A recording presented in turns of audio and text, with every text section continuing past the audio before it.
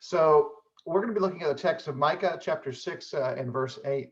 It's a really popular passage, and it finds itself in modern culture because very often we apply it to a perception limited to public policy or politics, when that's not exactly obviously the context of this verse and where this is really driving to.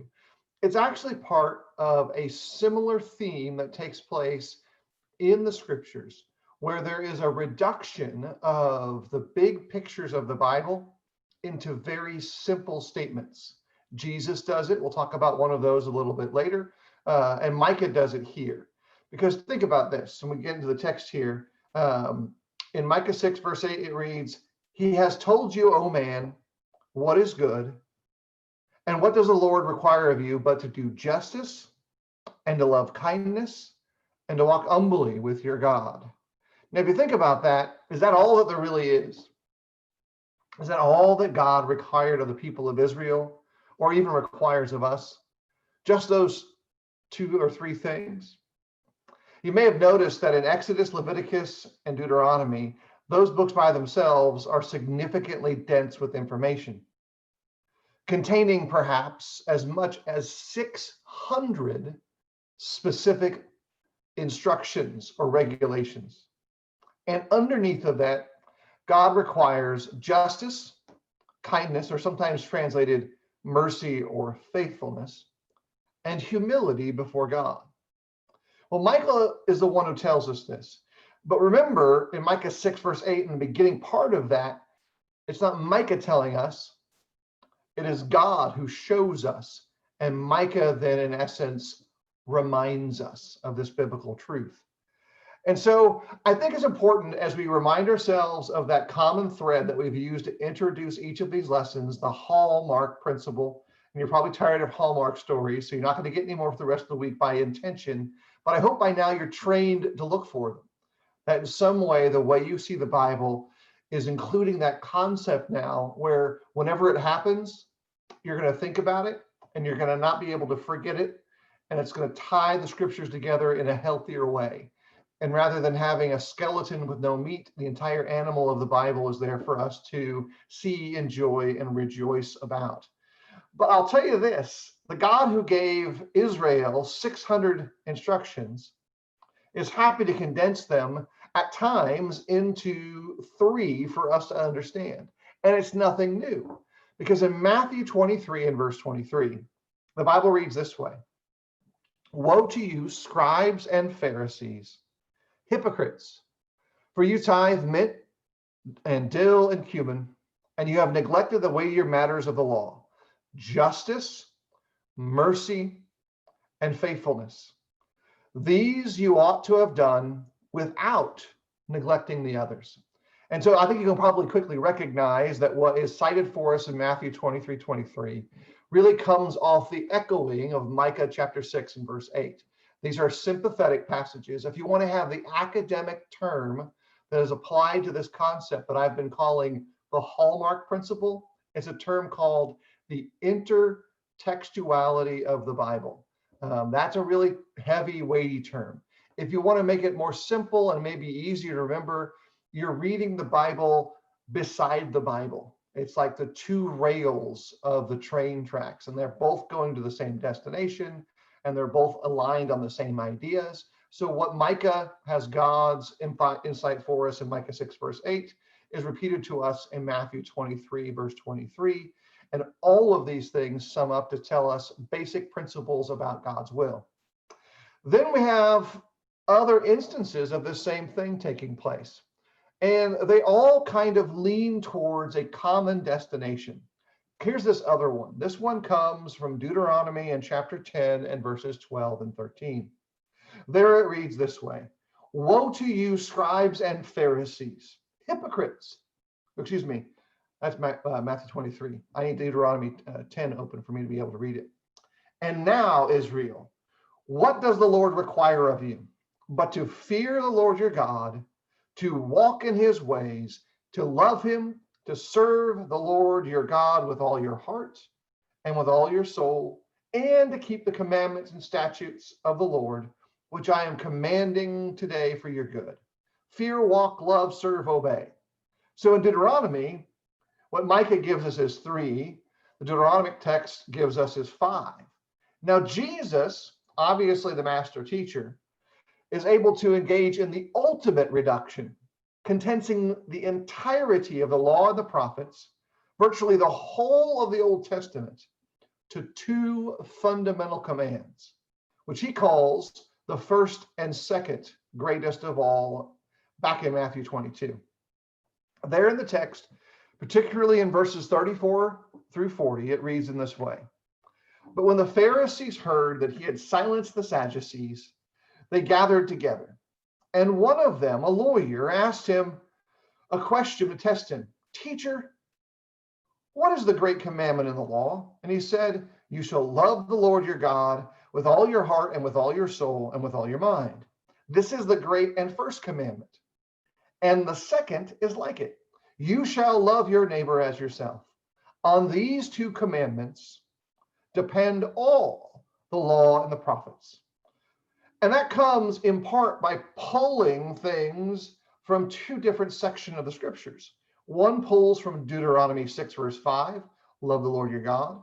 The other one pulls from Leviticus 19 and verse 18, to love your neighbor as yourself. But those 2 pillars create the foundation for the entirety, the encompassing aspects of every component of the Old Testament. I think it's important for us to then have that in our mind as we begin to dig through these greater sections of the scriptures. And so when we think again of this passage of Micah chapter 6 and verse 8, which reads, he has told you, O man, what is good, and what does the Lord require of you but to do justice and to love kindness and to walk humbly with your God. We're beginning to have perhaps the opportunity to gather a better perspective of what the prophets do in their role and how we understand them maybe a little bit better. I'll suggest that in part also that these powerful and concise summaries remind us that being in a right relationship with God is never simply a matter of crossing all the dots off the page, of making your checklist and making sure all 600 things are taken care of. You see, what it is a matter of fundamental commitment to God himself as God. And it is very often expressed through love and humble submission to God. We might define that as our vertical relationship, acting with justice and compassion in our human affairs. And we might consider that as our horizontal or side-by-side relationship. And with that in mind, I think it's important for us to pause and reflect and think about the prophets, because they're one of our signposts to help gather this grand information as to whom Israel is. And I think to do so, we're going to probably look at about 5 concepts tonight that will help us rethink the role of the prophet.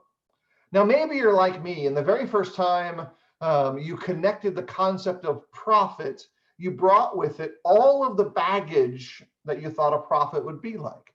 I think for me in particular, very often a prophet is someone who tells you what's going to happen and only what's going to happen.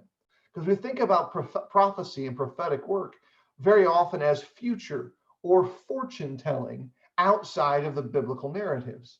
But in the context of the biblical narratives, that's not the limited use of the term. Further, for the prophets, we're covering 15 named books. There's one individual who would also be included as a prophet that we're not going to really spend much time on tonight, but who also is a prophet of the Old Testament, and that's John. John, who harbingers the birth of Christ, who harbingers the work of Christ.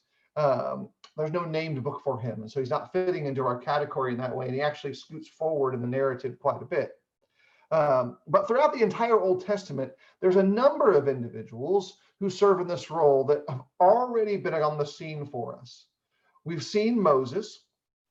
Don't forget that his sister Miriam is identified as one as well in Exodus chapter 15 and verse 20. Obviously, the text of Micah ties that together in a very specific way in Micah 6 and verse 4, which precedes this verse 8 text we're using as our signpost. In some ways, by the way, I will tell you, there are two great things that are easy to catch about Moses. One, Moses really is the model for all the latter prophets. Secondly, if you're thinking about the concept of academic endeavors, Moses is probably the most plagiarized prophet of the Bible. He gets quoted the most without being given his citation and attribution. And so Moses finds out being used that way, because in many senses, it's not Moses who is speaking, he is speaking for God. And that's the real key concept. Remember, when we think about a prophet, their fundamental role isn't future telling, it's forthtelling, telling something that God needs said. In Deuteronomy 18 and verse 18, it reads, I will raise up for them a prophet like you from among their brothers, and I will put my words in his mouth, and he shall speak to them all that I commanded him.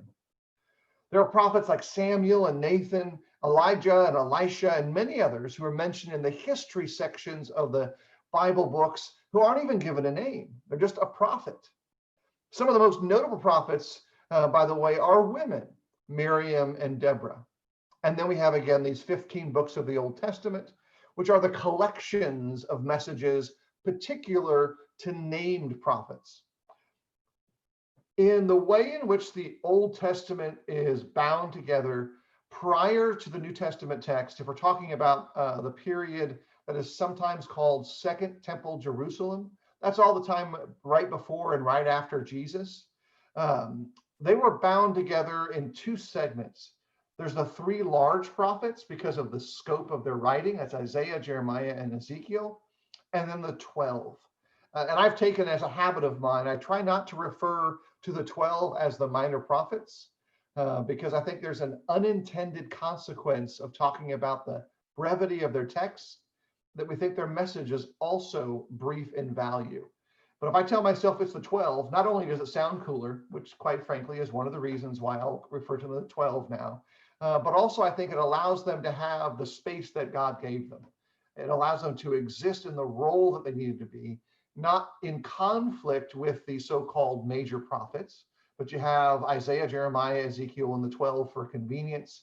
And I try very often to make sure that they get their names as well when we get narrowed down to the text, and we will.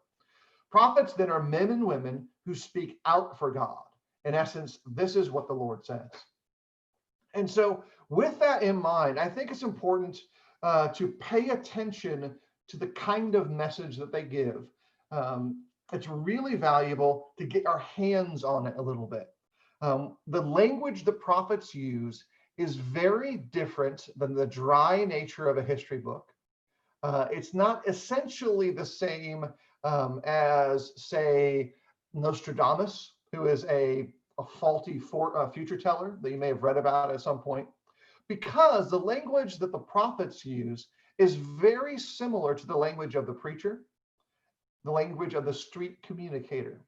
And by the street communicator, I'm talking about things that go across cultures, spoken word poetry, pop music that brings in rap tonality, that's a conversational style rather than a lyrical style, but also even sometimes we find some of those lyrical stylings in their messages themselves. And I'm not going to delve very deeply into the language because that's a very complicated and labor-intensive study, but I want you to think about something when you're reading the prophets. It's very, very difficult to take these original languages, bring them into our language, and retain the rhyme and meter of that message. But very often, they had a pacing, or we might say historically, a sing-song feel to it by the way that they would explain things. Because all of these messages that we are reading were actually originally spoken, for the most part, to be heard, and not just written to be read. And it didn't mean necessarily that the prophet would be the one saying it. If you remember, and you were with us a couple nights ago, I showed the interior space of a synagogue that would have been contemporary to Paul, contemporary to the disciples, and contemporary to Jesus. The scrolls would have been brought out and set upon that stone table, which would have been the equivalent of their lectern. No podium there because that angled sides going up, so the lectern and speaking space was down low. And someone would read the scriptures out loud so that everyone could hear them. So with a message that's designed to be heard, it's prepared and spoken differently. Some of you maybe in your lives have actually participated in live productions where you've read from a script. You may notice that script writing is very different than book writing, and book writing is very different than academic writing. They're entirely different processes, and they're actually placed on the page in very different ways. That's designed to accommodate the idea that this message will be spoken maybe in concert with others or with emotion to explain and to educate and instruct. Because these messages at first are also something that should be, and you'll notice this in all of the prophets, they're motivated to persuade. They're trying to draw people in with what they are saying and get them to act equivalent to the message. And sometimes they need to shock people into paying attention. And I will tell you this, in the Old Testament particularly, although also in the New Testament, we struggle a little bit living in the time frame that we live. We are post-Puritan America, and the Bibles that we read from are heavily whitewashed, and not just with some of the conversations about the death of a human body. A lot of the things that are discussed in the prophets' works are strikingly uncomfortable to the ear, because of the nature of what God needed the prophets to say. And if you do a detailed textual study at times, you'll see some of those things highlight themselves out. But you'll recognize that sometimes they are speaking about things that are very uncomfortable. Isaiah does this, Elijah does this, Jeremiah does this, most of the major prophets do this, Hosea does this. They talk about uncomfortable things to draw people back to God. The second thing that's true, and I mentioned this already, in the writing of the prophets is that they are very often working through Hebrew poetic forms. You may have heard of the concept of a chiasm before. That's a technical term that describes the structure of Hebrew poetry. There's also in other cultures, you've got poetry forms that are more familiar to them. Some people love haikus. That's a type of poetry that works on syllabic forms and tries to condense ideas into rigid structure. English poetry, American poetry is most typified by the modern pop genres. And so if you're listening to Kanye West, if you're listening to Grand Funk Railroad, if you're listening to Pearl Jam, that's the poetry that we're familiar with. We're familiar with that rhyme and meter. Well, Hebrew has that as well. And very often it's a chiastic form. And you're like, well, you say chiasm, what does that mean? Well, go down to Subway and buy a sandwich. You've now picked up a dietary chiasm. You say, what is that? Well, you've got your bread on the top and the bottom, your meat in the middle, and then the things that get you from the bread to the meat and then back to the bread again. And there are repeats in that fluffy taco of a Subway sandwich because they only cut half of it down and they treat it like a taco. That's what a chiasm is. Things on the top are the same as the things on the bottom, and they're often all wrapped together in the same theme. A chiasm like that occurs sometimes across an entire book. Many of Moses's speeches are laid out with deep chiastic forms. A lot of the Psalms do this. But I want you to open your Bibles to the text of Jeremiah in chapter 2. Because beyond the poetry and beyond the blocks of prose, the writers and speakers in the poetic role and in the prophetic role of God use their words to paint pictures for us. If you remember, a particular PBS master painter would tell us that when he made mistakes, all you had to do was paint some happy clouds up in the corner. Bob Ross was really good to teach us that simple premise. But Jeremiah uses the same idea. So if you're in Jeremiah chapter 2, I'll tell you, I'm not going to bring in all of them, but he uses at least a dozen word pictures. And the prophets love word pictures just as much as Jesus loves parables. So in that text, very quickly, in Jeremiah 2, verse 2, can you see his picture of a bride? Jeremiah 2, verse 3, the first fruits. Jeremiah 2, verse 13, a spring and a cistern. Jeremiah 2:15, lions. Jeremiah 2:21, a vine. Jeremiah 2:22, soap. And Jeremiah 2:23 and 24, camels and donkeys. Now, I'll tell you, all those pictures have the potential to fire off the electrons in your brain, and the neurons and the synapses are going nuts, and you're probably thinking about where those all occur in the New Testament right now. These are more hallmark opportunities for you. You probably note in Jeremiah 2, as well as in Ezekiel and in Isaiah, how Jesus pulls off some of these same vine pictures in his speeches about the vine.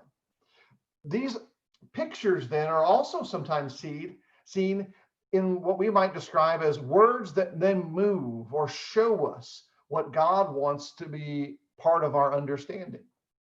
And actually themselves will often serve as illustration too.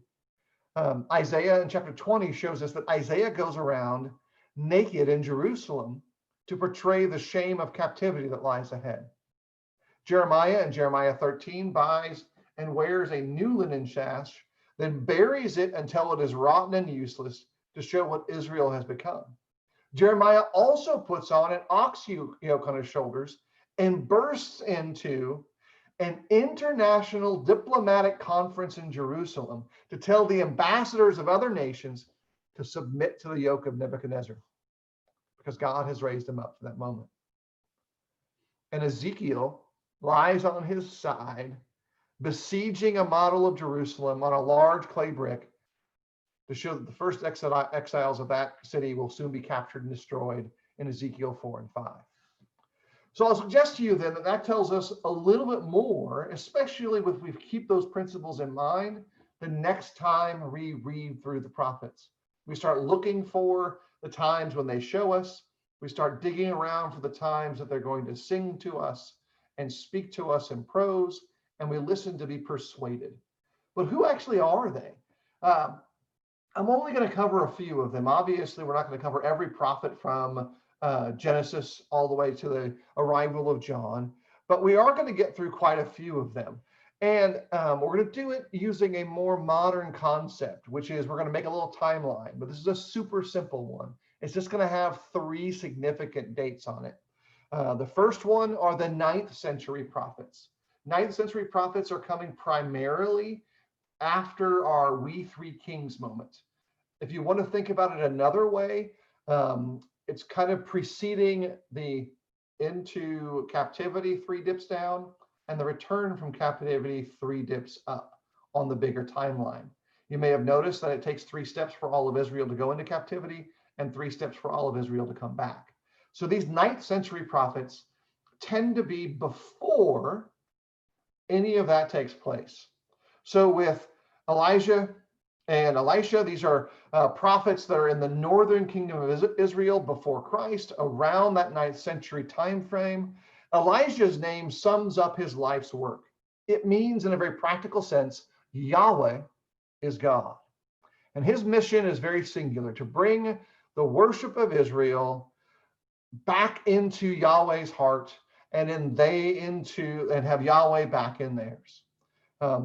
He wants them to understand that Yahweh is the true and living God, in conflict and contrast to Baal or Baal, the Canaanite god, whom Queen Jezebel, the Phoenician wife of King Ahab, is promoting. And so very often you see him engaging in direct conflict. Even the events on Mount Carmel are indicative of that conflict. And then you have Elisha, and that term there plays off of Elijah, but this word, which is his name, means God saves. He is trained as Elijah's assistant and then takes over for him as God's prophet, leading a small band of unnamed prophets in a ministry that stretches almost half of a century and over the reigns of several kings in the north. God works many miracles through him, and he serves as the vessel of forthtelling for God. But then we move into the 8th century prophets. The 8th century prophets are the ones who are preceding the breaking of the nation into its captivity. Some of the truly great prophets of Israel live in this time frame. We're going to select a couple of them to get deeper looks into: Amos and Hosea from the north, and Isaiah and Micah from the south.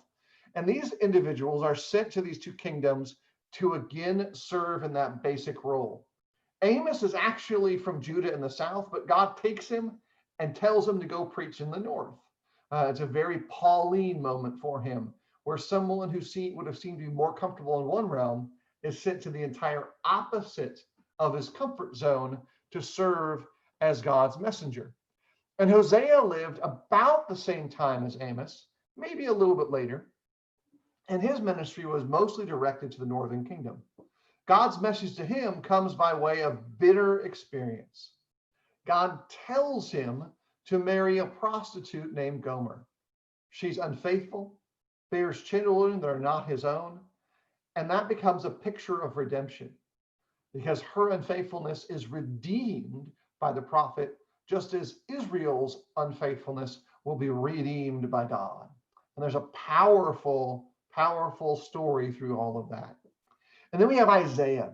Isaiah is like a prince among the prophets. The book in his name is one of the massive mountain peaks of the Bible.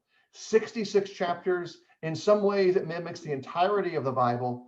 It's very likely he came from a noble family, since he seems to have easy access to the royal court and to the reigns of several kings of Judah in the second half of the 8th century.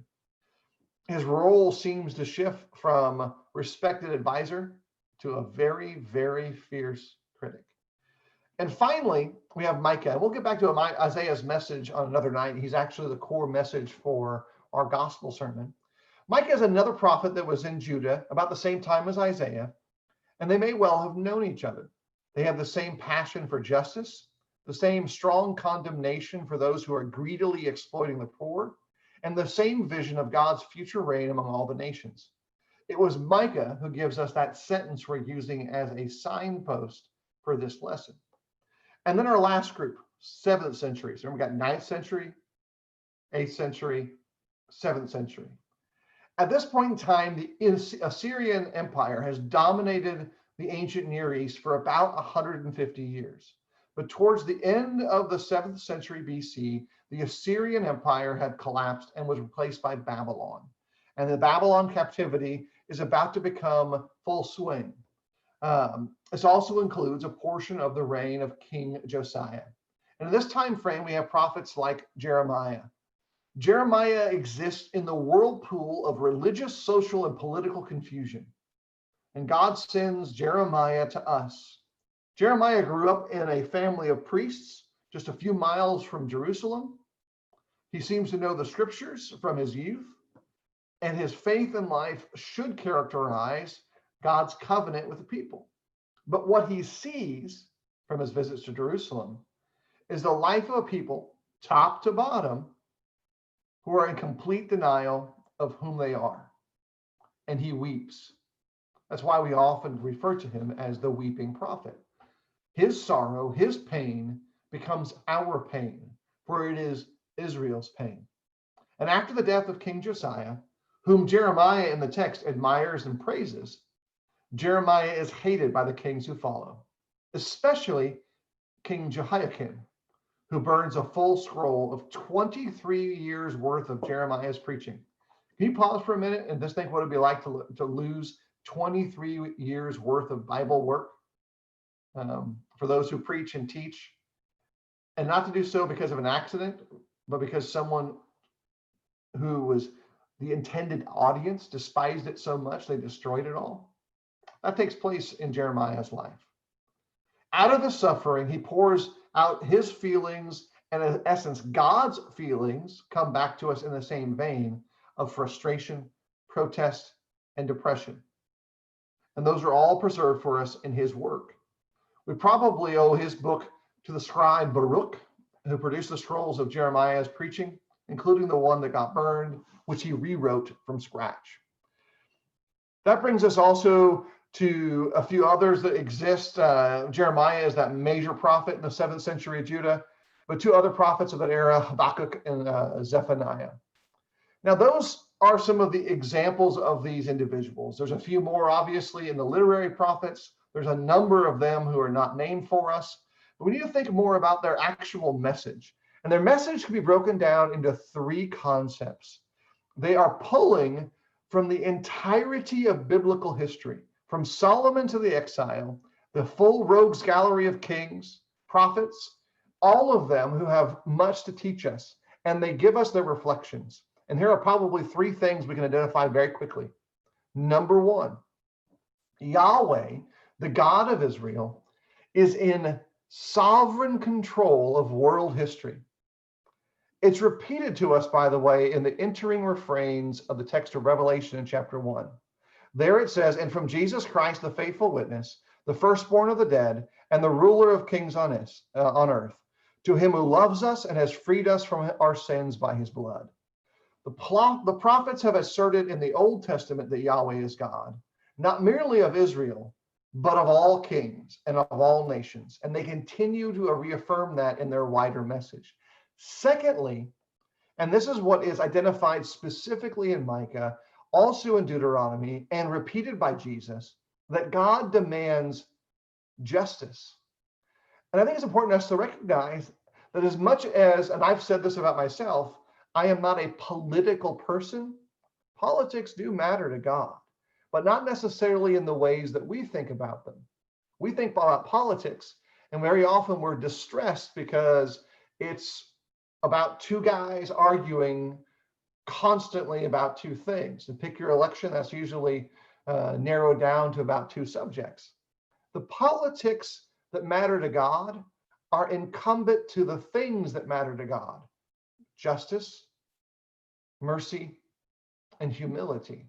Those things are the political concepts that matter. And real justice is more than just judgment or punishment. Biblical justice is more often seen in the prophets like this: if you have power, you are obligated to use it to pull others up next to you. That's the general tenor of the message of justice in the prophets. Thirdly, in these messages, we see and recognize that outward religion without ethical transformation is an abomination to God. Jesus even talks about it in the New Testament in one of the most striking condemnations. He looks to the crowd of people who should be the moral compass, and he says to them, "You are whitewashed tombs. You are clean on the outside, but on the inside you are full of dead men's bones."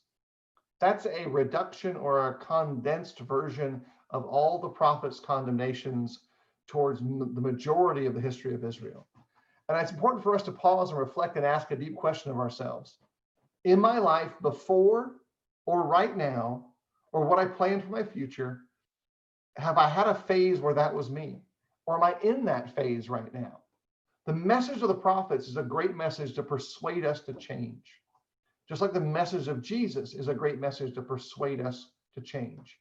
So if you're struggling with what to do with figure out those issues of justice and politics, spend your time in the prophets.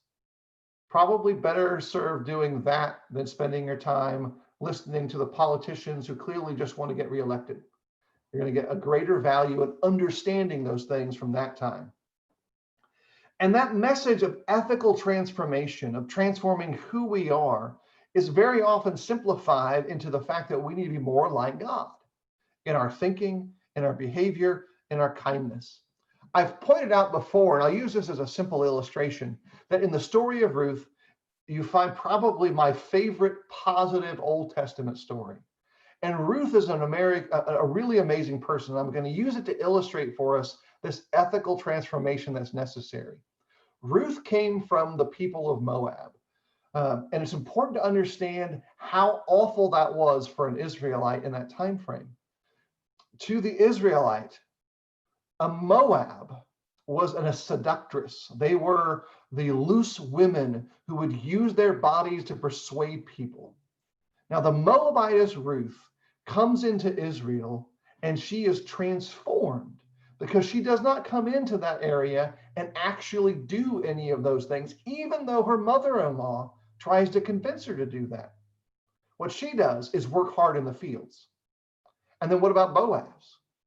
Boaz, who is convinced towards justice and mercy, sees the character that she has. And you'll note that when she goes back home the next day, even though she's already gleaned a significant amount, he blesses her with extra. He gives her enough sustenance that from one harvest season of gleaning, her and her mother-in-law would have enough food for a year. That's justice in the biblical construct. He has now used his power to lift up those who are weak around him.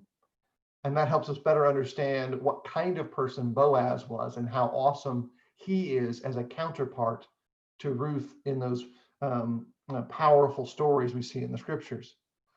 And then we have a text like Amos. And I want to bring Amos in here to understand this wider message section. Amos chapter 5 and verse 21 reads this way: I despise your feasts, and I take no delight in your solemn assemblies. Even though you offer me your burnt offerings and grain offerings, I will not accept them. And the peace offerings of your fattened animals, I will not look upon them. Take away from me the noise of your songs. To the melody of your harps, I will not listen. But let justice roll down like waters, and righteousness like an ever-flowing stream. God cannot and will not be worshiped apart from a commitment to righteousness and justice, faithfulness and love. These are the things that define God's own character down to the very core of his being and are his delight. And the message of the prophets, this wider message of all of them together, very often was designed to drive Israel back to those core principles. And I'll suggest to you, for you and I, as we're thinking about their messages, we should be driven to those same truths as well, to those same biblical structures that change the way we see those who are next to us, who might be above us and below us, and serve them in the ways that God serves us. So returning to that opening sentence from Micah, we recognize in the broader sense of the text that God has no need for all of our invented lavish rituals. What he really wants, again, is justice, compassion, and humility. And by the way, if you remember from the text of Matthew that we've already read for, it's very often obvious that Jesus agrees because he echoes it. He treats it in that intertextual way, and it's a hallmark of the Bible story.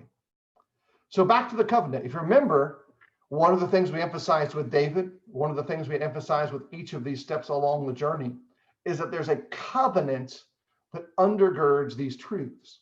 You see, God sends his prophets primarily to remind Israel of their relationship, their covenant relationship that exists between them and God, and to point out the consequences, the ramifications. They're calling out, reinforcing, explaining, exhorting, and applying what the people should already know on the basis of what God has already done in sin. In simple terms, the covenant between Yahweh God and Israel always involves three things. By the way, if you're building your sermons and you're looking for a structure, here's a 3-point sermon waiting to happen over and over again. Number one, there is a history. Something happened.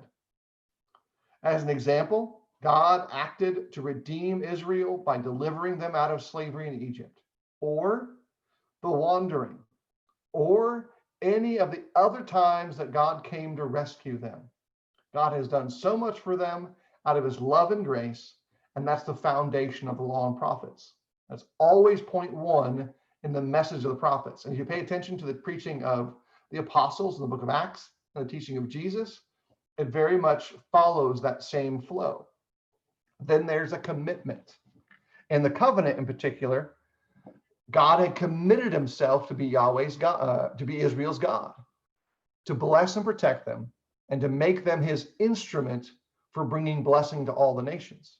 And so you had history that led to the commitment that existed between God and Israel. That's your second point in all the message of the prophets. And then finally, there are always sanctions. In the prophets' work, when they're forthtelling for him, that comes as the natural next step. If Israel will live in God's ways and obey his law, they will continue to enjoy God's blessing. But if they don't, just simply continuing as things are, Then God's grace will come into play, which always has to follow his judgment. Those are things that are intertwined in the messages of the prophet. So you can see in their messages, laying out an outline, a history, a commitment, and a sanction. It's the same structure in all the statements of the prophets. And so in their messages, they will remind Israel of their history, they will remind Israel of their commitments, and they will remind Israel of God's threats and promises. That always goes back to the core of the covenant for them. And it's super simple, but often they are painting with the palette of all the possibilities. Literary action, physical interaction, reminder about what God has said, sometimes the demonstrations of the power of God. I want us to also understand this. The prophets also have an ability that's important for us to develop.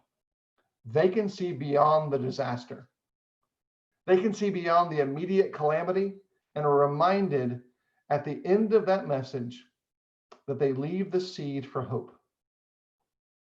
They know that judgment will not be God's final word. They know that when Jerusalem is destroyed, that's not the end of God's people. And God's promise to Abraham still stands, and God will be faithful to that promise, since the salvation of the world depends on it. So the prophets then bring a message of hope that rides above the sorrowness of every aspect of their condemnation, even in the face of disaster. They have good news to share, and there really is gospel in the Old Testament. And should the Lord will, we're going to have a chance to look at it over the next couple nights of the closing parts of this series of studies. And I'm really hoping that as we do that, seeing both the text from Isaiah and the text from the book of Psalms will brighten our understanding of the Old Testament, and maybe for each of us, give us hope when we really need hope. And I think days like the last 8 months have been plentiful with opportunities for a need for hope.